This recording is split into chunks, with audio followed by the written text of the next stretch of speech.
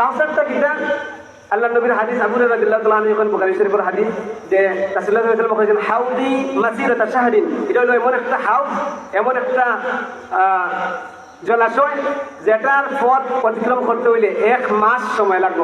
সুবহানাল্লাহ। মা হুয়া বিয়াদুম মিনাল লাবান, আর এটার পানি হইল দুধের চাকিনো সাদা। পানিটা কিলা দুধের চাকিনো সাদা। ওয়ারিহু হুয়া বিয়াদুম মিনাল মিস্ক, আর এটার গ্রান মিস্কটা কিনো সুগ্রান, এটার গন্ধটা হইল মিস্কটা কিনো আরো বেশি সুগন্ধি। সুবহানাল্লাহ। ওয়াকিজানুহু কানুজুমিস সামা, আর এটার পানপাত্র এত অসংখ্য অগণিত যে আকাশের তারকা যেরকম গোনা অসম্ভব অসংখ্য অগণিত, ঠিক ওরকম এই কাউসারের পানপাত্র থাকবো আমার উম্মত লাগে। সুবহানাল্লাহ।